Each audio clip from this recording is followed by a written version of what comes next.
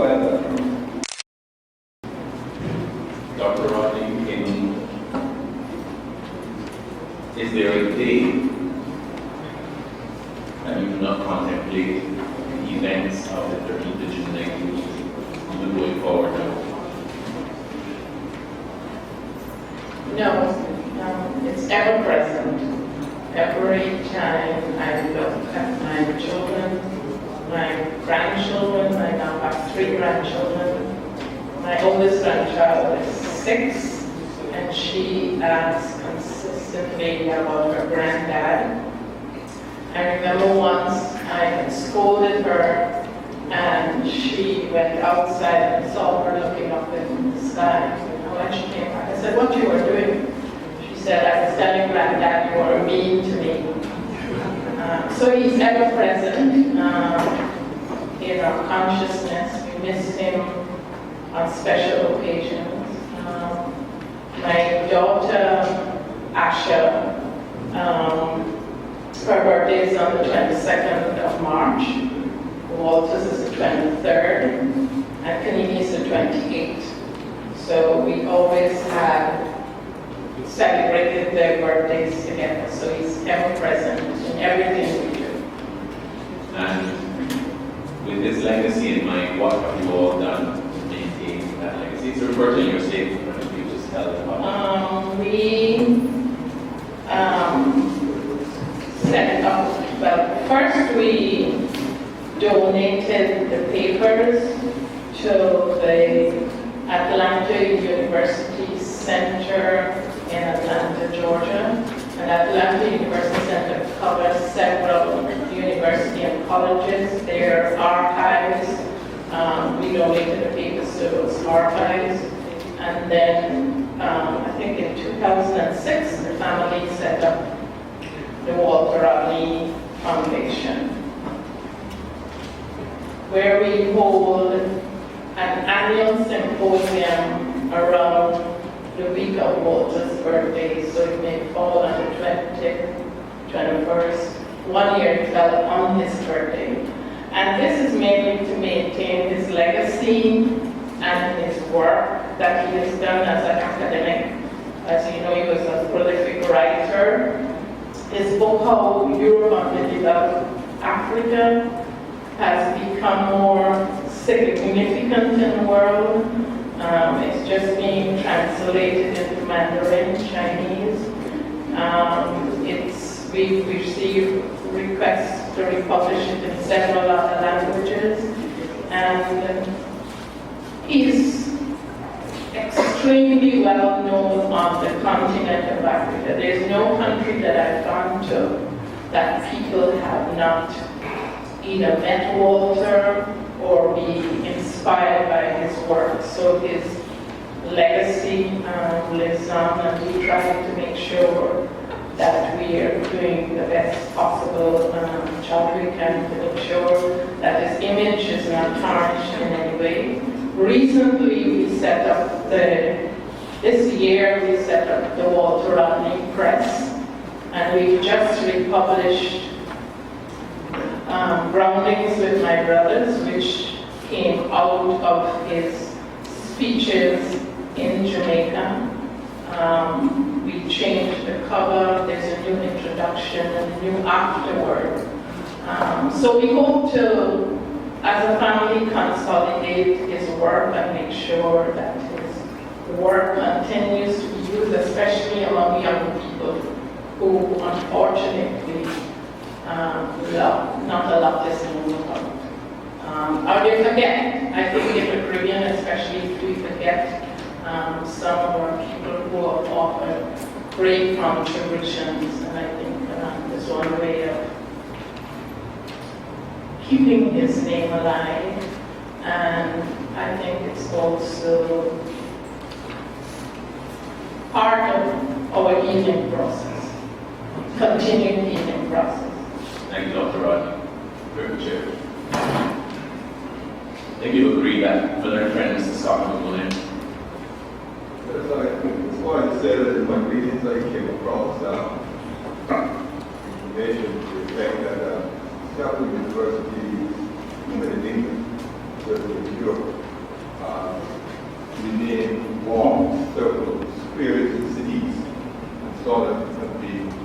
days now after I just wonder whether you had any feelings for the extent to which that has happened. It's very expensive. I know in England there are 2 courts named after Walter Rodney. There are universities that have been doing symposiums. There's a Walter Rodney Day. In Atlanta, the day that we hold the conference, the first day is always the city created the Walter Rodney Day. It's all over the world. I was telling some friends of mine in Togo, there's a bust created of Walter eating from which was the point of no return where the slaves left, and they've now created that as a sacred site, and they have a bust of Walter. So it's around the world that he's known. I was shocked that he was so well known in China and in India. Everywhere I go, his work has become very important, I think. His seminal work, How Europe Developed Africa, is used in Africa from secondary level right through public service, army. It's used extensively. So I hope that perhaps the Caribbean can take a lesson from Africa.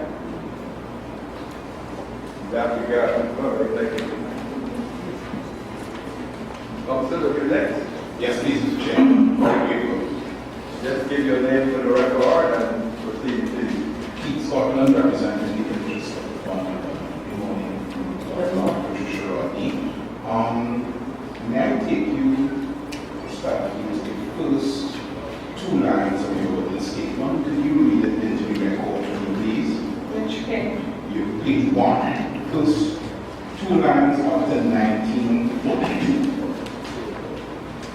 My name is Patricia Rodney. I was born in Georgia, Guyana, to Wilfred and Louisa Henry on February 18, 1942. Now, you're saying to this commission that you, as you stand, you're born Ghanaian citizen. Yes, I am. And Dr. Walter Rodney, is it true to say that he was also a born Ghanaian citizen? Yes. And as you traverse your interaction with Dr. Rodney, you expected throughout your life, is it true to say that you expected throughout your life and life of your family to be treated at least with some amount of respect in your country of Guyana? I think, yes, we all expect that. And I would wish to take you to the terms of reference of the Commission of Inquiry, and in particular, term of reference, Roman numeral 4. Mr. Chair, can I ask your colleague to pass it to the witness, please?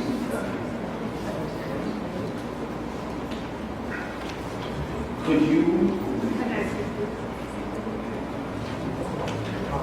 Roman numeral 4. Yeah, for those who are following, more care and abroad, you need to read one of the sections.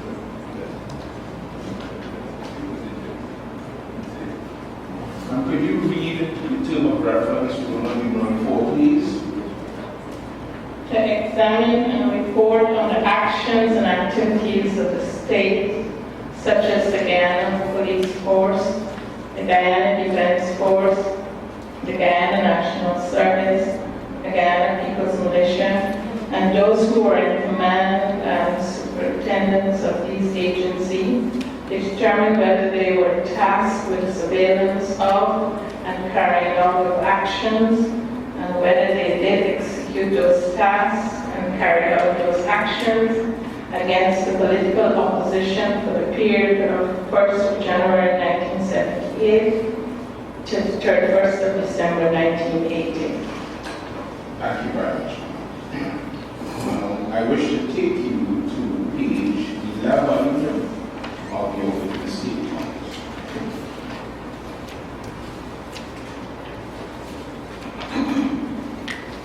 And there is a rubric, a heading, harassment harassment of family and friends.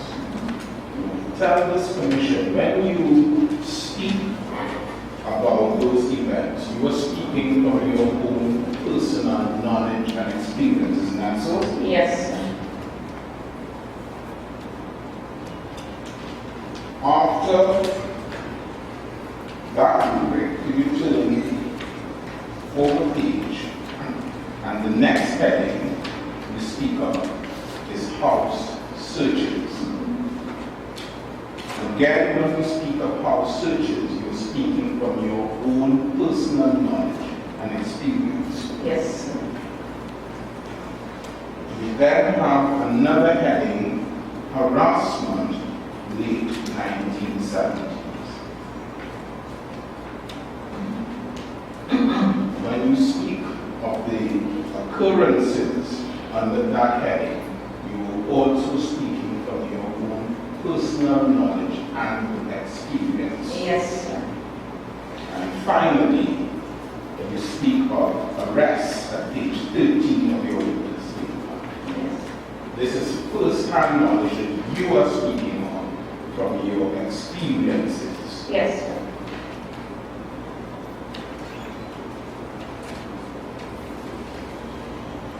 It will be true to say that under these four headings, these represented actions by arms of the state carried out against your family, but particularly focusing on Dr. Walter Rodney. Yes, sir.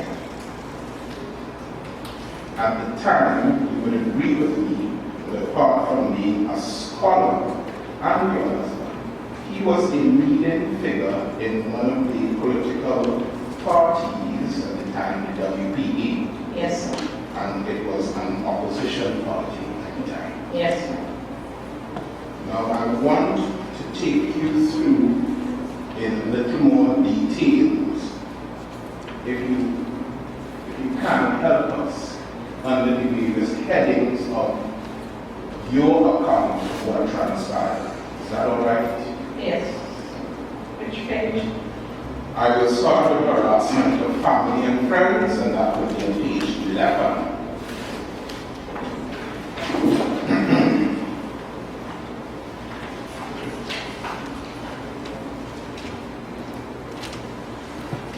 And I want to set the time frame from, Chairman, may I have my table reference, please?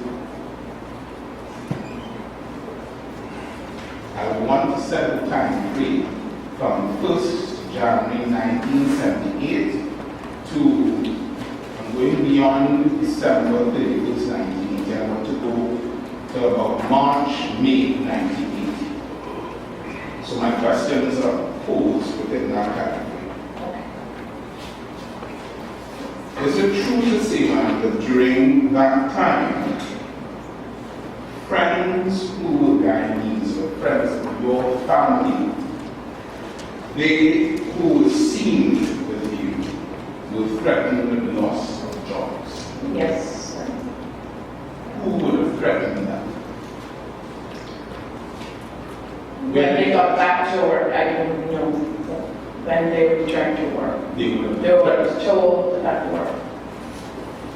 So that is Guyanese nationals who were threatened. That is even foreigners who would be visitors to Guyana.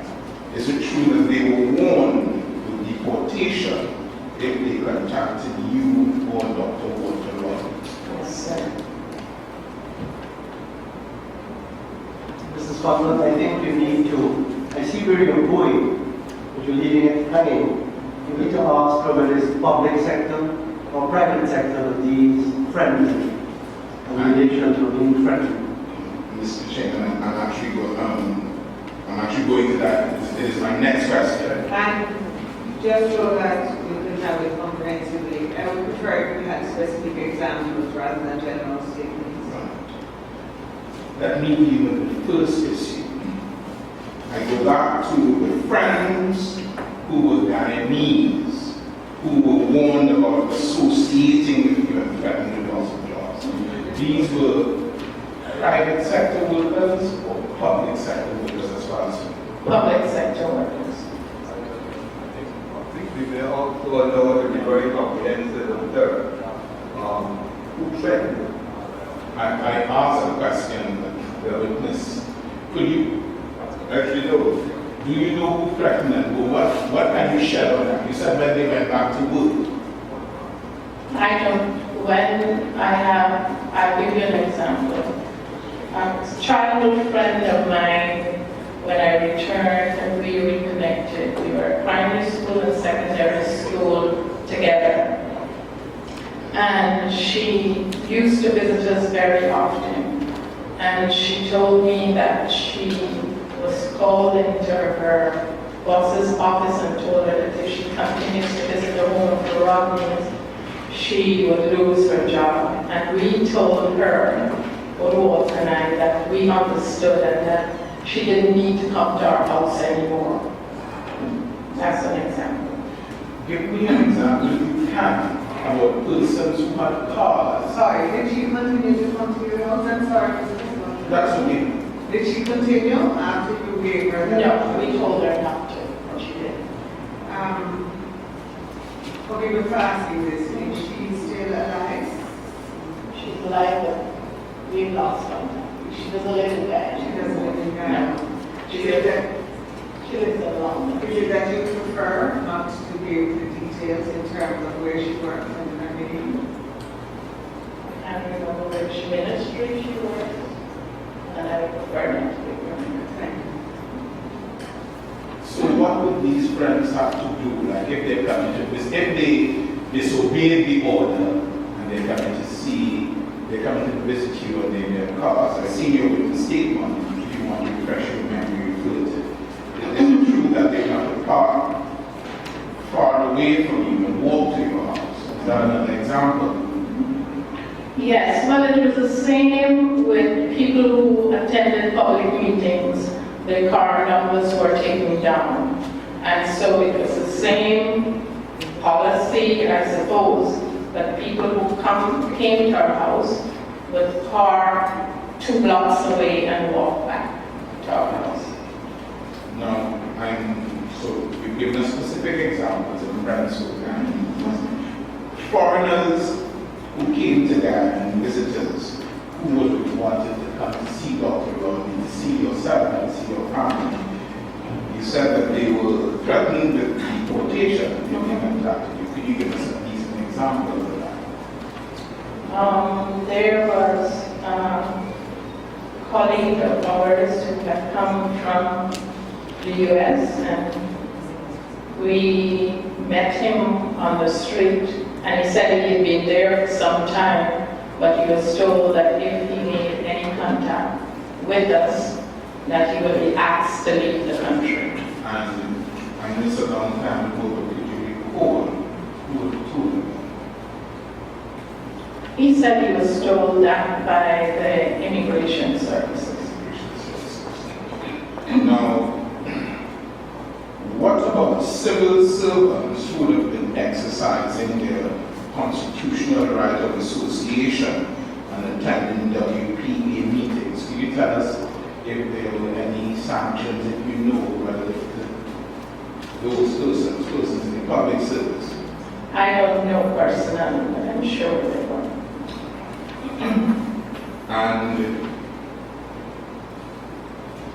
you said that you were aware of the security personnel writing down car numbers, yes? Yes. I want to show you a document, Mr. Chairman. It is document T02, titled Recognition Handbook Working People's Alliance. It's your leave, Mr. Chairman, may I show you the document?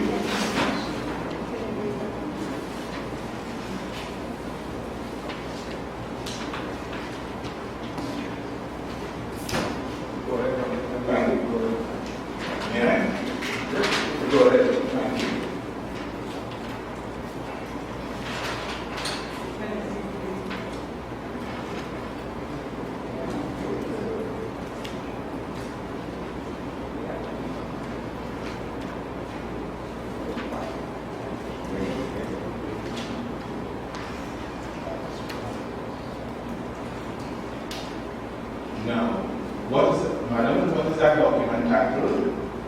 recognition and working people's lives. And there's a page that is, Yes. if you could read that page into the record for us, please. But for those of us who are following the page number, Is it Page 5. Page 5 of that document. Name, Walter Anthony Rodney. Date, Hold on. Was Dr. Rodney's name Walter Anthony Rodney? yes. Keep going. Date of birth, 23rd of March 1942. Was that his correct date of birth? Yes. Height, 5 feet 9 inches. I'm told he was 5 feet 10 and a half. Was it 5 feet 9 Around there. or around there? if you got to grow up by then, Yes. Weight, 146 pounds approximately. You agree with that, or is that flattering? I don't think he weighed that much. Address 186 South Rhinelander Gardens, Georgetown. Is that his correct That's address? correct. Description, medium build, dark brown complexion, wears black horn-rimmed spectacles, carries a beard and thick afro hairstyle. Yes, An accurate description? accurate description. Occupation, former lecturer, University of Vienna. That is incorrect. That's correct. I would like to ask you a question. It may seem tangential. On his death certificate, what was put officially as his occupation? Unemployed. Someone who written all those books contributed so much to you.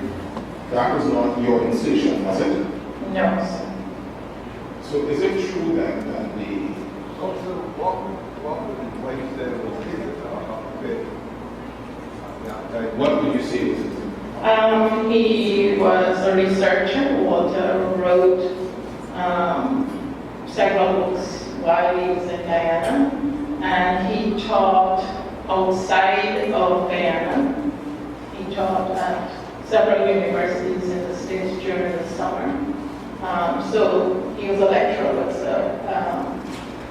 but certainly not at the University of Guyana. He continued his academic work while doing his political work.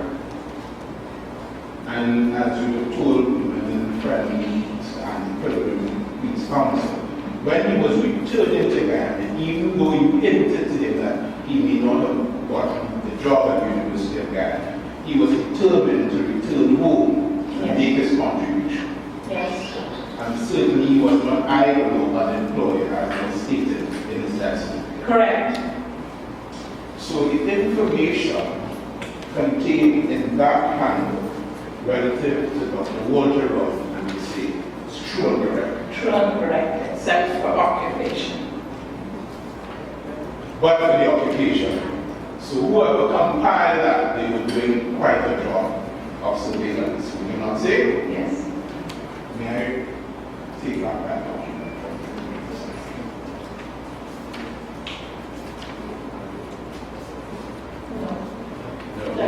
I mean, if you recall, ma'am, we had agreed that the handbook did not contain a photograph It did not contain of Rodney, and it had been lifted, and the picture that you see is Omawale.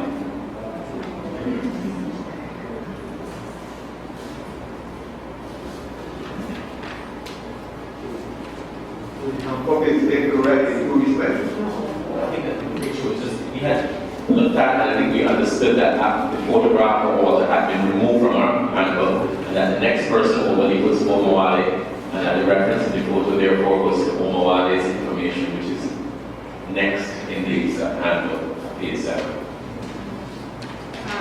And just for clarity, for example, in relation to some of the others, the photographs come before and sometimes it comes after.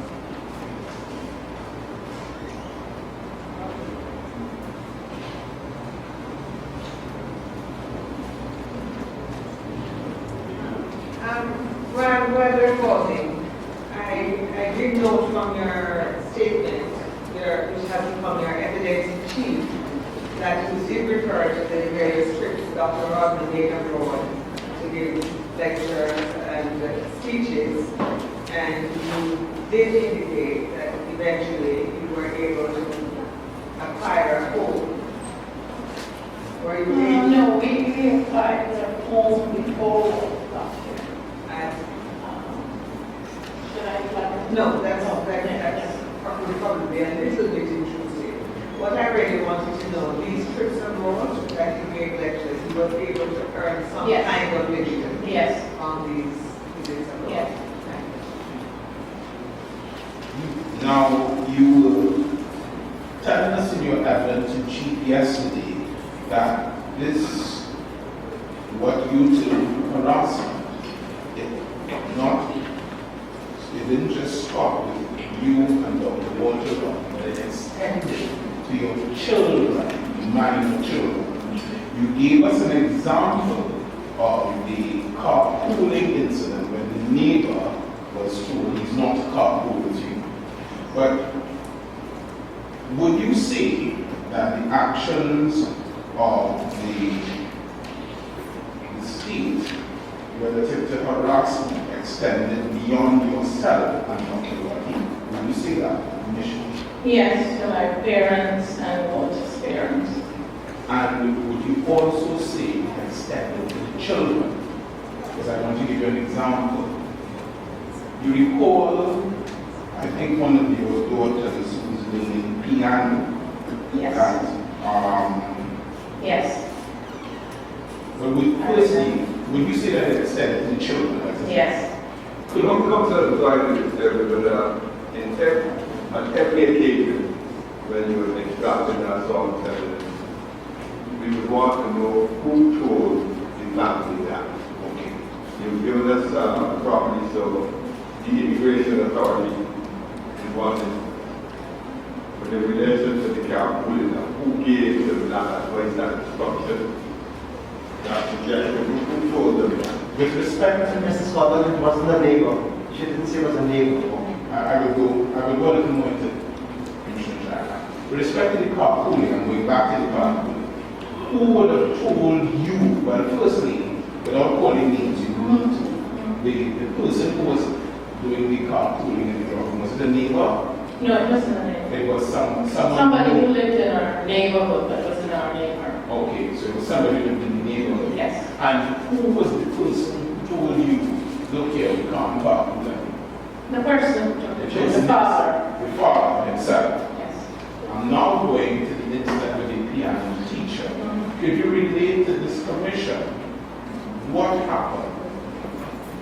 Well, both of my daughters, Nini and Asha, took music lessons, again in our neighborhood, several streets away from us.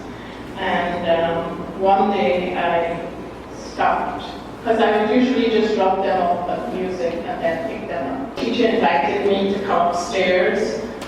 She told me she had something she wanted to talk to me about. I can't remember her name. And she said that she was told that the Romney children, this is by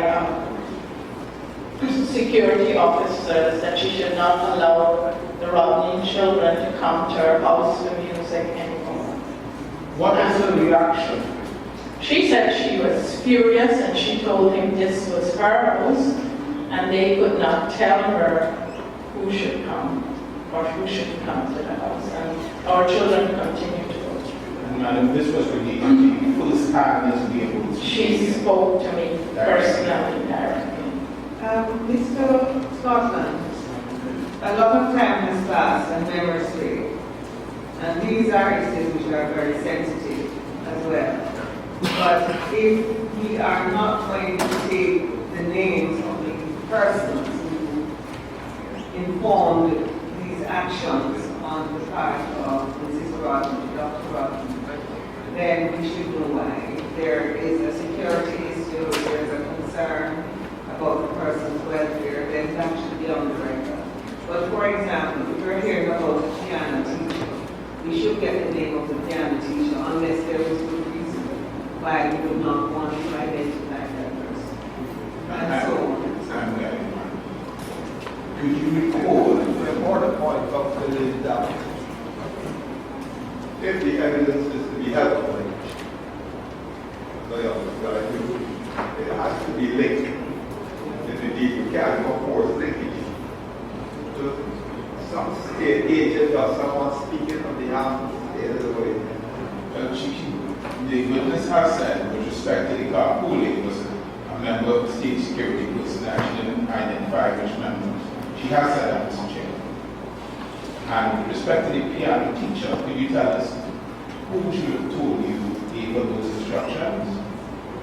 Then it was a security person. Private security, state security. No, state security. State security. And for completeness, do you recall the name of the piano teacher? No, I don't. And she's deceased. Dr. Rodney, may I ask you to get a feel of what was going on? I could understand from my own experiences if Walter was somehow offending persons, he may be harassed. But now, these things are extending to the family and these minor children. Wasn't it someone was trying to make life difficult or to get you all to leave or what? What was your take at the time?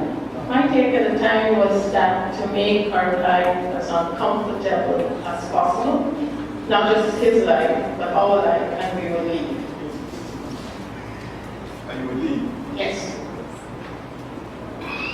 So, if I'm to take you back, my first question to you was to repeat that you were both Ghanaian citizens at the time. Yes.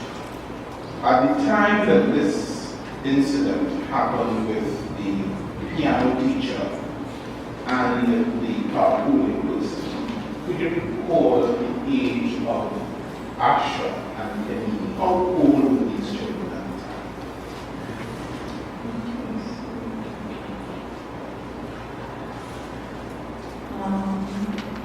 About 6 and 4. 6 and 4. That's Kenny 6, Yes. Kanini 6. Asha 4. I want to take you now, coming in further into time, relative to Kanini, who would have taken what was the common entrance exams and passed for bishops, was it? Yes. You told us in your evidence in chief that Dr. Walter Rodney was in the habit of dropping his children to school. Yes. Was there anything in particular that occurred at Bishop's High School relative to Dr. Walter Rodney and the Army personnel and him entering the compound? Yes. Can you tell us? And this is Army personnel we're speaking about. Can you tell us? There was one particular occasion I remember, and it happened all the time, but this particular occasion, it was Kanini's birthday, and Walter was taking some things for her birthday party, for her class, and he was refused entry into the school. He was stopped at the entrance to the school and told that they were given orders that he was not to enter the school. Who stopped him? The security, And was that Army the personnel? army personnel guarded the school. And could you tell us who did they say gave the order? Did he tell you? No, he didn't say a person, he just said they were given instructions not to allow him to enter the premises under any circumstances. Sometimes I look at school with human beings. There's a parent dropping things for his child birthday party at school, being denied entrance. How did the family, how did you and Dr. Rodney feel about that?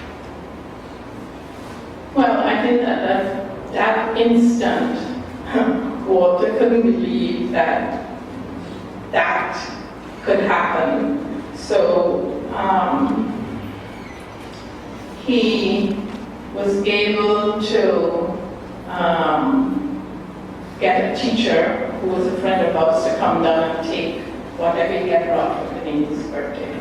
But he saw the whole thing as being very ridiculous. Dr. Rodney at the time was a bishop's government school or Yeah, Bishop's has always been a public. because I read somewhere where one that all the schools, the private and national schools, were taken over by the state. It was a public funded school. And may I ask another question in terms of atmosphere, generally speaking? Within your own experience, was it normal to have soldiers guarding all the high schools in Georgetown? Do you know?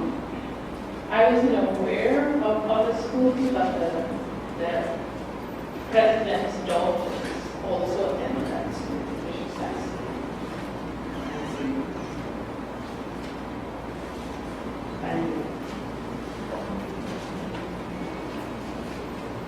And with children of diplomats and so on have also attended, do you know? One way or another? Probably, yes. If they qualify, it's one of the top schools. And one final question, you said it was your daughter's birthday, but could you put it in terms of time for us, what year? Having regard to the term of reference.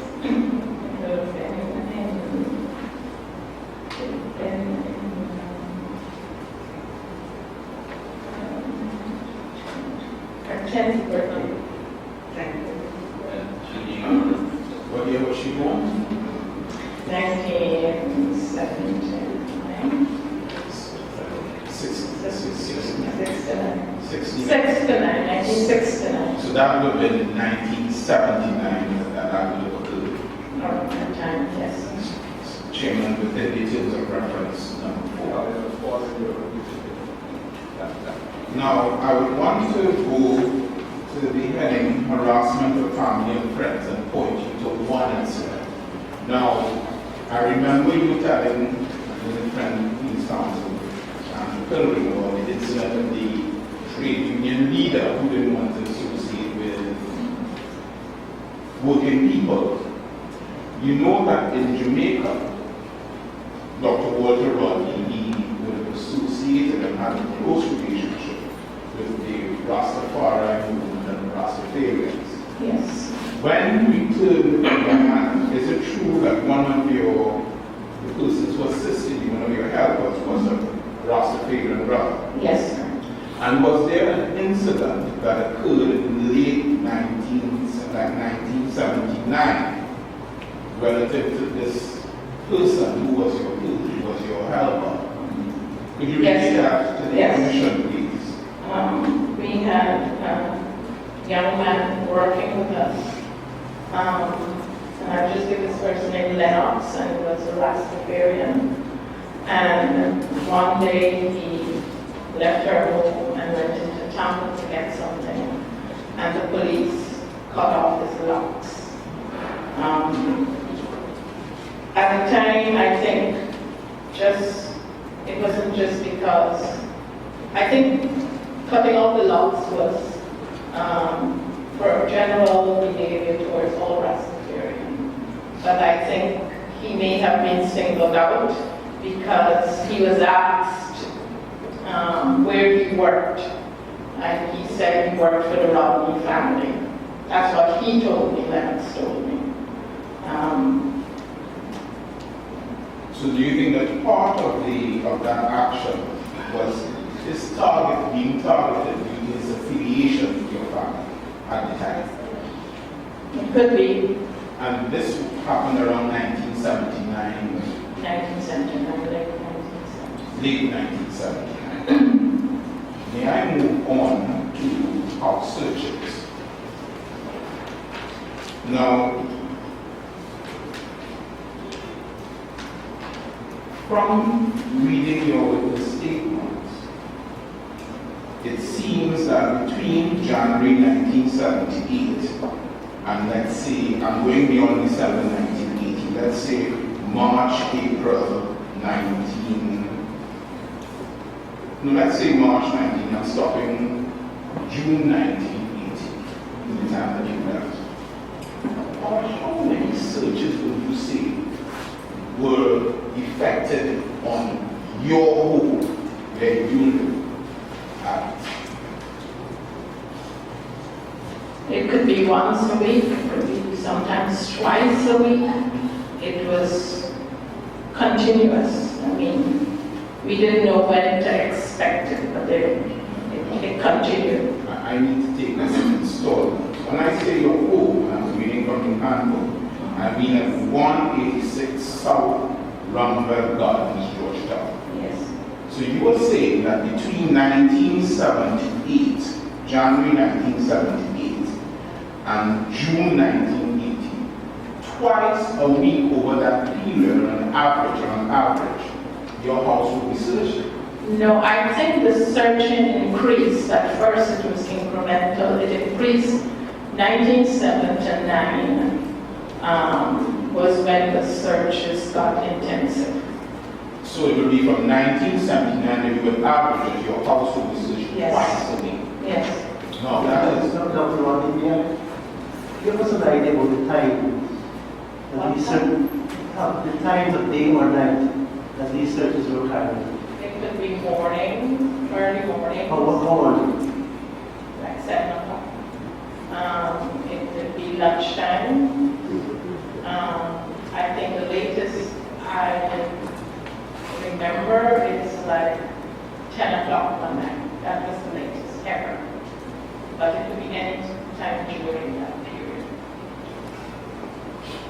And again, you're referring to this search on the evening after your husband died.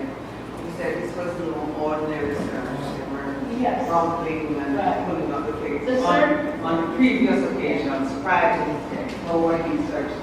No. The searches previous to that would be about 2, 3, or 4 people the most would come, and they would walk through the house, they would look at Walter's books. There was never any attempt to destruction or to cause chaos. It was always done in a respectful manner. And I remember one occasion, the person who was leading that team, he claimed he had gone to primary school with Walter, and he went into the study, and he was amazed at Walter's study, and he said, Walter, when do you get time to read all these books? And Walter told him that he wasn't here for a social visit, so he should finish what he was doing and leave. He was an uninvited guest. Now, I want to take you into the context of these searches. As far as you know, this is your experience you're speaking about, who would have conducted these searches? Which arm of the state? The security forces, The police? And police, and the army police? mainly police, Mainly the police. and a special branch of the police forces. Could you recall the branch? Now, during the bulk of these searches, I'm speaking about the searches at 186 South Rumwell. Yeah, we don't need children. Well, if it's early in the morning, they would have already left the school, because they had to be at school at 7 o'clock. If it was around 11, they would still have been at school. So they weren't present for many of those searches, except the one that happened one night at 10 p.m. when they were already in bed. In bed. Yes. As the, I'll use a neutral term. I'm sorry, this search that took place at 10 o'clock at night. Are you able to tell us now, how close was it to June when your husband died? Because it seems to be unusual. The times you gave us earlier were, oh, you said up to 10 o'clock in the night? Thank you. I see, thank you, sorry. I was on.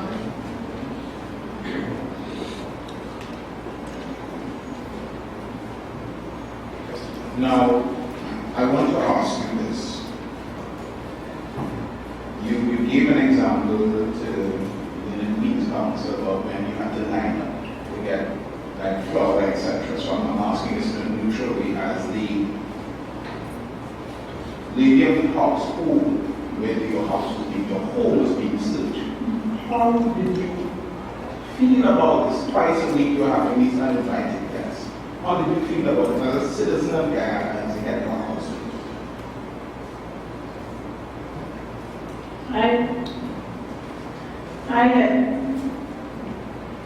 I had come to the conclusion that whatever they were searching for, it was in their minds. I just decided I would not allow that kind of harassment to take over my life. So I was upset about it, but I couldn't do anything about it. And how did Dr. Walter Rodney, as far as you feel about those frequent searches? Like Walter, he took everything in his stride. He let them come in and search, and he went around the house with them, and then they always said we came to search for arms and ammunition. Did they ever find one arm, one ammunition bottle? Never. They always left without anything.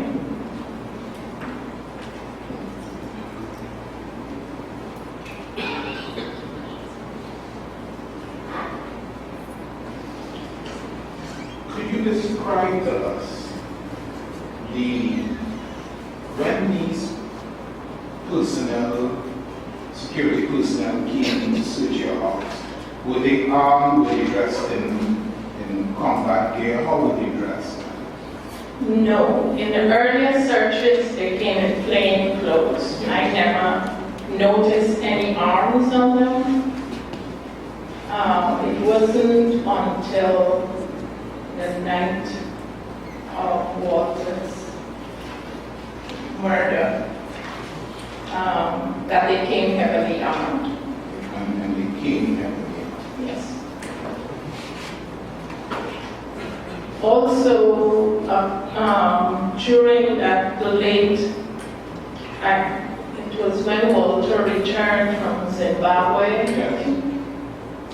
and immediately across from our house, army vehicle was parked there. Army vehicle. Yes, it was an army vehicle. And were put army personnel in the vehicle Inside in the vehicle. for days. Yes. They changed. One would do a certain period and they would leave and somebody else would come back. That was on the very next day he came back, the very day he came back. The next day, starting the next day. But that's another. Up until just before Easter, until I was there, on the 12th. So that would be the first day, that would be what, 2 weeks? So the 2 weeks continuous presence of an army vehicle with army personnel.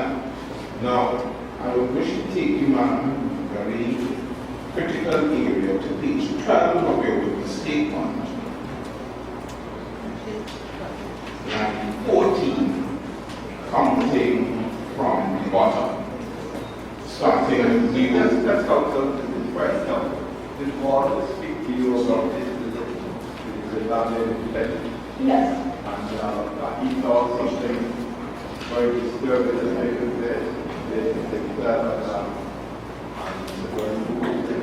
No. he never spoke. He never spoke of that. He never said anything of it. He talked about what he spoke to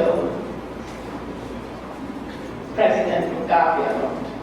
He never talked anything about Guyana. He mentioned that Mr. Vernon was there. He mentioned several things the states were there. No special task to that. No. Well, the procedure. much obliged, Mr. Chairman. Finish. Sorry. I want to take you to page 12 of your witness statement, line 13, counting from the bottom. starting with legal board, yes? Can you read that into your record, up to safety, please? Starting. We will warn. We were warned that a bomb would be placed in our car. Since we only had one car, Walter decided that he would no longer use our vehicle so as not to compromise our safety. Madam, thank you. I got ahead of myself, so can I just go back on the one of the area in the previous line of questions? I'll come back to this. Apart from the searches, do you need a break? No. Apart from the searches of your home, tell us about the searches, if any, at the homes of your relatives that occurred from the period 1978 to 1989. Are you aware of any? Well, Walter's parents' homes Yes. were searched, not as often as ours.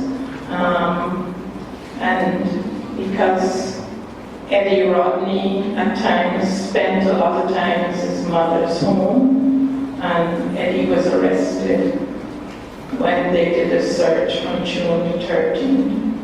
Whenever our home was searched, my parents who lived in the in-laws flat downstairs, their home was automatically searched, although their apartment was self-contained. So they searched Dr. Walter Rodney's parents' home and your parents' home. Yes. So you're separate and apart from your home, even though they were the same apartment. Yes. My parents lived below. Yeah. Sorry about that lapse. I want to move now directly to where we look at you. You read that we were warned that the bomb would be placed in our car. Since we only had one car, was decided that we would no longer use our vehicle so as not to compromise our safety. You recall that? Yes. Can you tell this commission, when did you receive that warning about the bomb being placed in the car? It was sometime in 1979. Early or late 1970. Look at the top of your statement that I made.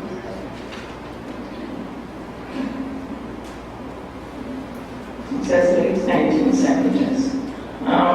The car incident would have occurred early in 1979. And so in 1979, there was a specific warning About a car. about the car and the bomb being placed in the car. Yes. At the time of that warning, you already stated that you only had one car. Yes. Who, if you can recall, would have given you that warning? Walter did. Told me. So this was first-hand information. Walter told me. So this was first-hand information coming literally from Dr. Walter Rodney's office. Look careful. Be careful, because I was warned that a bomb would be placed in my car. Yes. For the board of questions, who told it? Could you, Like she know that. do you know if he told you who told him? No. But the warning was delivered to you by Dr. Walter Rodney. Yes. Now, Mr. Scotland, before you go on, since you're on this topic, did you think at the time that you had some avenue to complain to someone about all these acts of intimidation, harassment, and so on? No. Why did you think so? I don't think anything would be done about it. Because? Tell us, fine. Because of Walter Rodney, I think the state machinery was against him. So who would we complain to?